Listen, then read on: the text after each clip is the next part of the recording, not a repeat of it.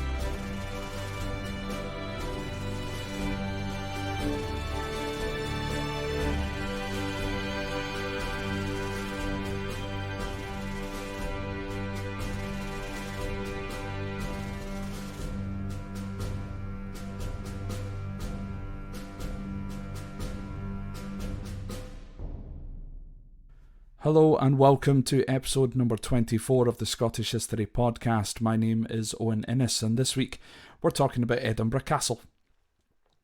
So Edinburgh Castle sits on top of Castle Rock, a tall volcanic plug which formed some 350 million years ago.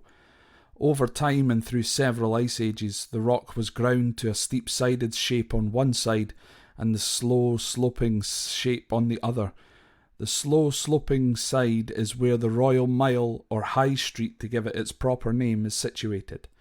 This shape is referred to as a crag and tail due to the hard dolerite rock protecting the softer rock as the glaciers moved through. The summit of Castle Rock sits some 430 feet or 130 metres above sea level, giving great views of the castle for miles around, and of course even better views from the castle's ramparts itself. An archaeological dig conducted in the 1990s concluded that Castle Rock has been inhabited since the Bronze Age, circa 3200 to 600 BC, which would make Castle Rock the most continually habited site in Scotland. However, more evidence suggests that it is safer to claim that the Iron Age, circa 800 BC to 100 AD. There were, however, clear indications of habitation from the 1st century AD, with Roman pottery found. This may indicate a trade alliance between the Romans' foray into the north with Agricola and the Celtic tribe of the Votadini, who had relocated to Castle Rock shortly earlier. The Votadini, however, did not call Castle Rock by that name. They instead called it Dunedin. Dunedin was a stronghold featuring some kind of dun, which is essentially a hill fort. This is where we then get the name Dunedin, which appears as the name of the second largest city in New Zealand, but also as the name of two towns in the USA, one in Florida and the other in Virginia, and another two in South Africa. The first time that we hear of a castle being on Castle Rock is in the documentation of the death of King Malcolm III, the man that killed Macbeth. His wife was Queen and later Saint Margaret, and a chapel built in her name in the 12th century is the oldest surviving building in Edinburgh to this day. The castle did play its role in the Wars of Independence, and on the 14th of March 2004, asking the Highways what's the score? 1314. Robert the Bruce captured Edinburgh Castle back from English hands and destroyed the castle. However, he left the little chapel untouched, and even on his deathbed before requesting his heart to be taken on crusade, he had his people set aside 40 Scots pounds to have the chapel repaired.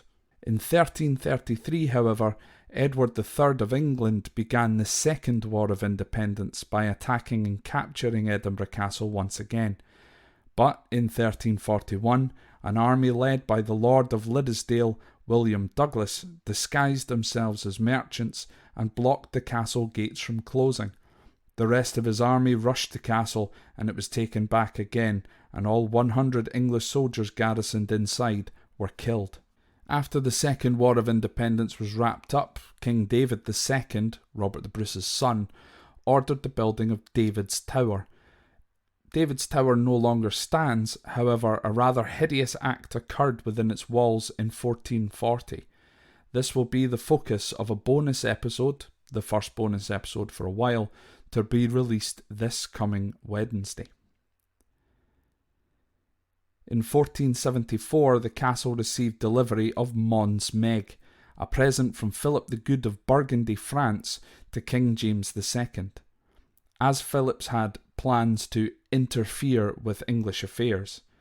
I mean, if you're wanting to do that, handing a 250 caliber bombard to the Scots seems like a great idea.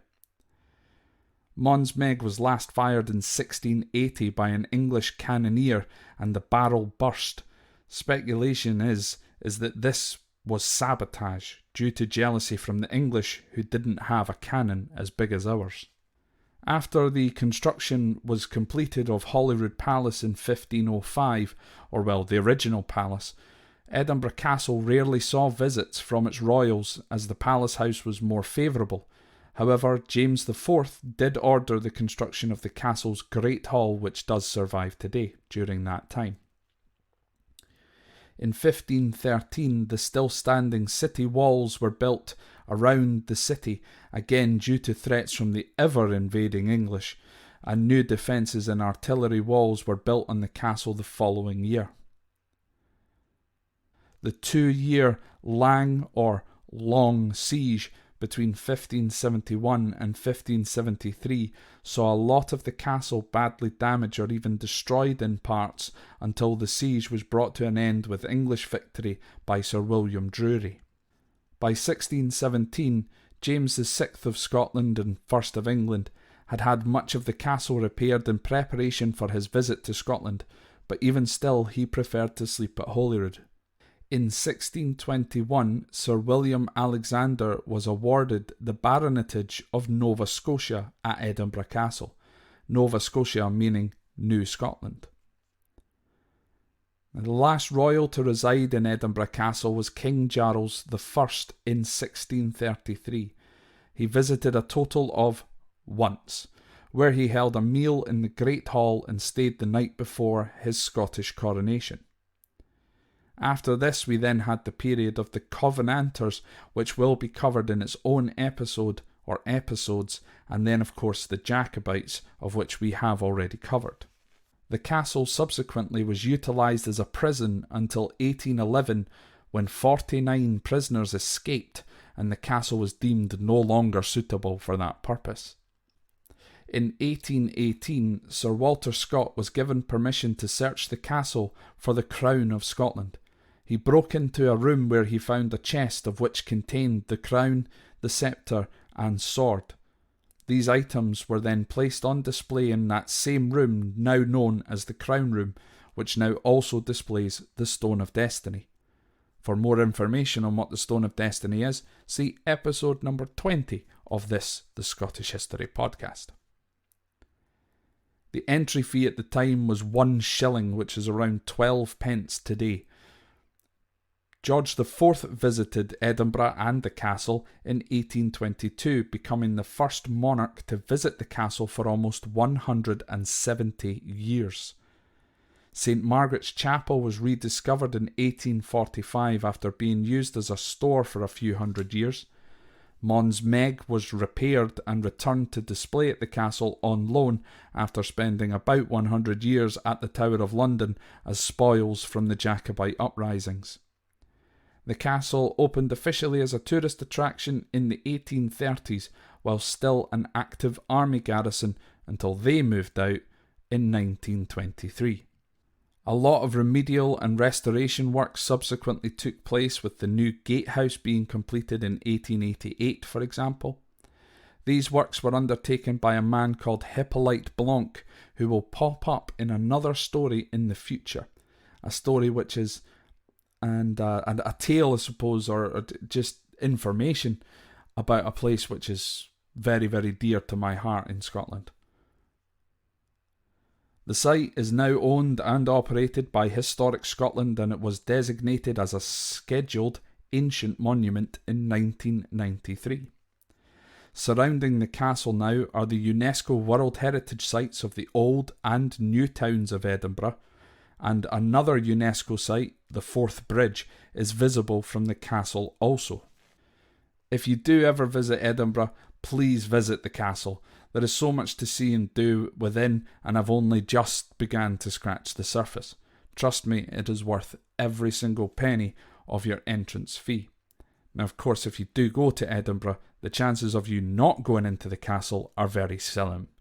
If you are going to come to Scotland at some point, or even if you're already from Scotland and you've not been to Edinburgh Castle for ages, you need to go. It's awesome. Stirling Castle as well is always worth a shout to. The two most visited sites in Scotland, so why not head there? One little caveat, I suppose, is that Edinburgh Castle, there are parts of it which are a military museum and do still have a little bit of military activity going on, that some of the castle can be closed at various different points in time whilst you're there. So anyway, folks, that wraps up another episode for this week. Please remember to visit us on the Facebook page. That's facebook.com/Scott History Pod. The Twitter page is @Scott History Pod. Got Instagram, instagram.com/Scott History Pod. You can email me with any questions or any suggestions or anything like that on scotthistorypod@gmail.com. And of course, you can listen to this podcast on Acast, Spotify, Apple Podcasts, Google Podcasts, Stitcher now. I managed to get us on Stitcher, YouTube, and many, many more. And lastly, if you want to support the podcast for the help of the running costs that the podcast incurs, you can donate between £1 and £3 every single month on the Patreon page or Patreon. So that's patreon.com/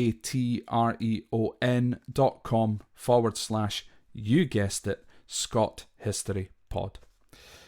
So folks, once again, that's us for this week. I did mention that I was going to try and get the Highland Clearances episodes out this week, but it's so in depth that I'm still trying to get my head around a lot of it. I promise you though, it is coming. We will get up to it at some point in the very, very near future, folks. So I just want to take this opportunity to once again thank you all for listening. Like the podcast, share it around Facebook, retweet on Twitter, do all of that sort of thing. The more people we can get listening to this, the better. At the moment, we're currently hitting about 550 listens on release day, and then we're sitting around about 300 odd, 250 to 300 odd every single day after that, which is awesome. Folks, please remember, get on the Facebook. Most people are listening on your phones. If you've got a phone, you've most likely got the Facebook app downloaded. Like us on Facebook. Let's see if we can hit over 1,000 likes by the time that we hit Christmas. And I'm absolutely over the moon with the response in which we've been getting, folks. So anyway, once again, take care of yourself, folks, and I'll speak to you again next time.